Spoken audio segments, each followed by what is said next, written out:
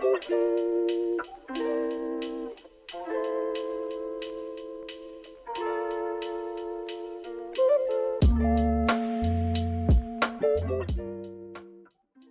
us what happened. What happened that you were arrested, you were targeted? There were a lot of people out there. Just fill us in on what happened, please.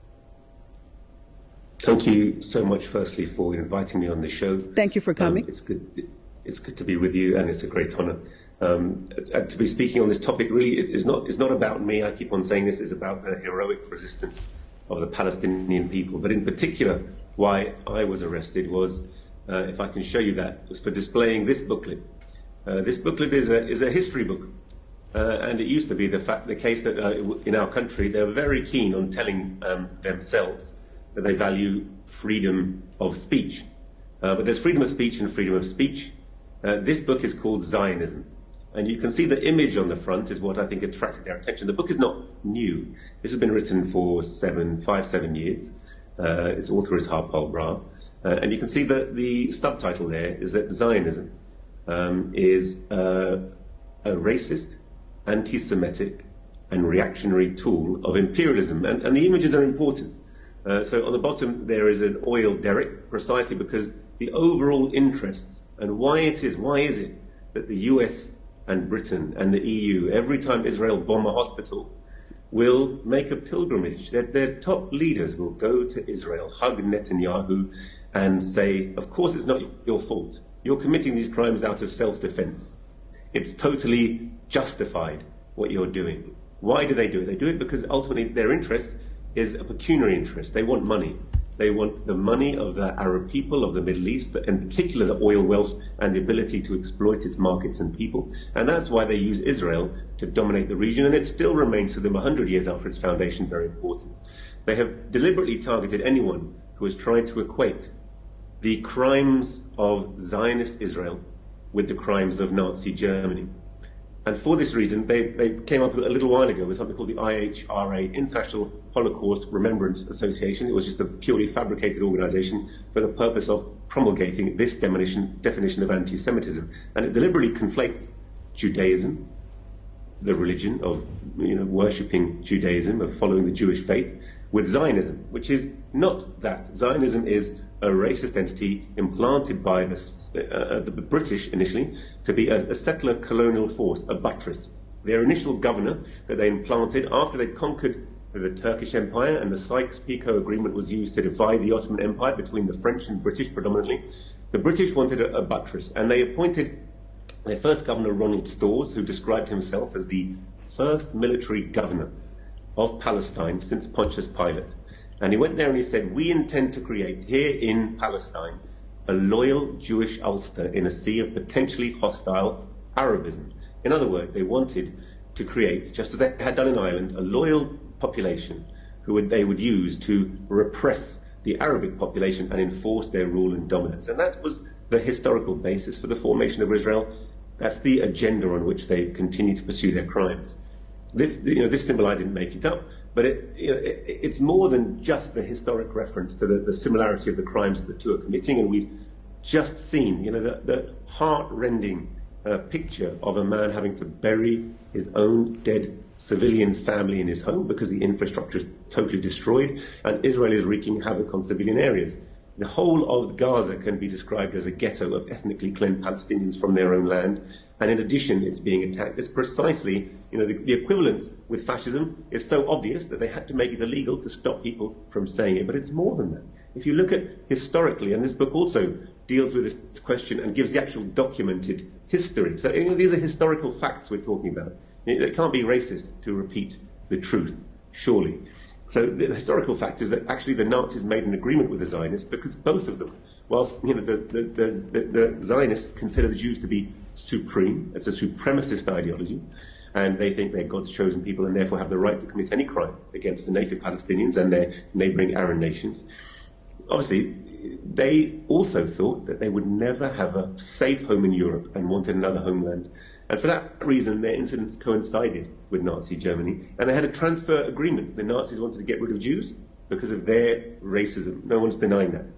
But the Zionists, who then were a small fraction of the Jewish community in opinion, had a coincidence of opinion. They also wanted to get rid of the Jewish population from Europe and implant them in Palestine. And for that reason, they had an agreement that was called the Havara. So that's well documented. So this book deals with it. It's a history book. Mm-hmm. So the bottom line is, the accusation was made that displaying this was inciting racial hatred. So were you charged, Ranjeet? Were you end up being charged or not?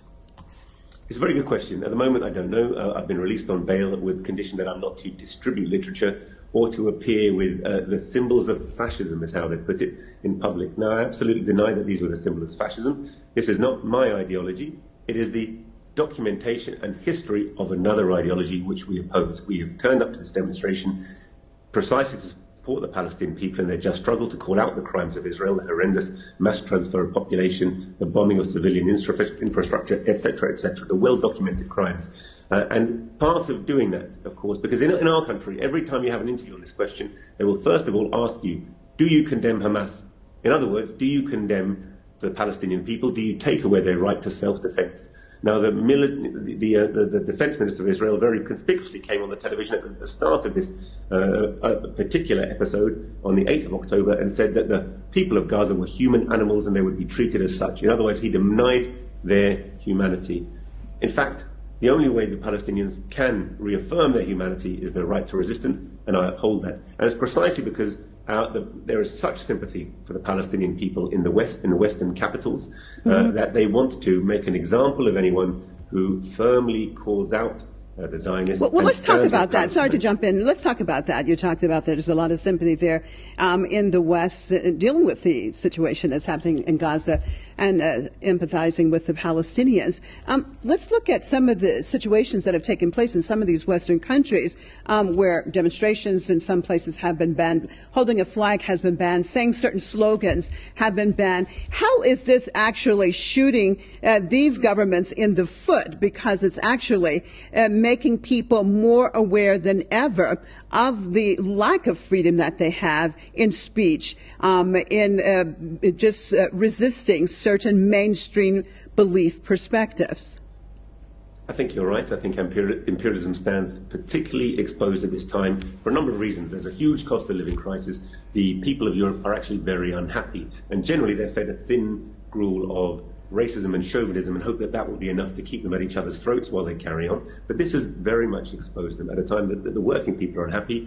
You're right. They feel that they're being lied to. They felt they were lied to during the COVID period when they got poorer and their health wasn't taken care of and their agenda clearly wasn't being served before there was a very corrupt government they're facing.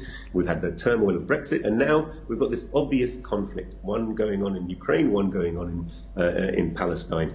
And we had a Home Secretary until very recently. She was of Indian origin, just as our Prime Minister is of Indian origin. Her name was Suella Braverman. She went out of her way to stand in solidarity with Israel. She had a brother-in-law, in fact, who was Israeli, so she had a conflict of opinion, conflict of interests, rather. But she went out of her way to try and label slogans racist. So from the river to the sea, Palestine will be free was being chanted by tens and hundreds of thousands of people at demonstrations in London. She wanted the police to crack down on this and say this was racist and that action should be taken.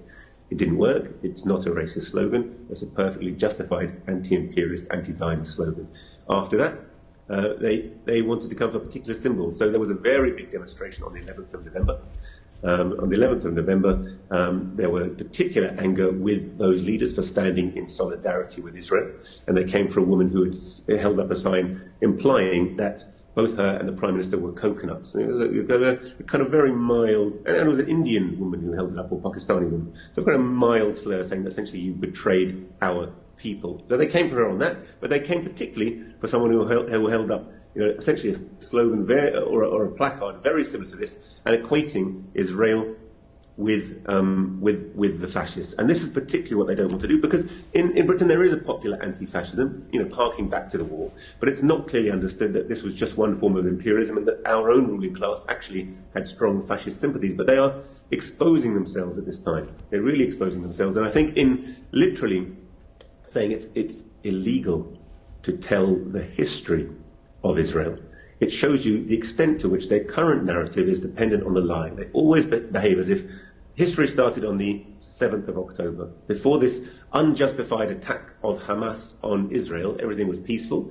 and it's just this That's that causes terrible onslaughts. Everything comes down to Hamas fighters. But of course, when you put it in context, it's very clear to see that Israel is the aggressor, US is the aggressor, Britain is the aggressor, starting particularly, well, predating the Nakba, but the Nakba in 1848, this huge, the Dayassin massacre, the mass displacement of 800,000 Palestinians and the occupation of historic Palestine, and then an ongoing push against the Palestinian people and, of course, their neighbours to continually expand and occupy the land and to be a military buttress of foreign intervention. Because, of course, it's US and Britain that pull the strings of Israel and have other interventions and other actions. Hostility towards Iran, occupation of Iraq, occupation of Afghanistan, war in Yemen, occupation of still a third of Syria, war to displace the government of Muammar Gaddafi in Libya. Relentless wars. To interfere and to steal the resources. This is what it's about, and this is what they're trying to protect. So they want to isolate the British people from the truth, but actually,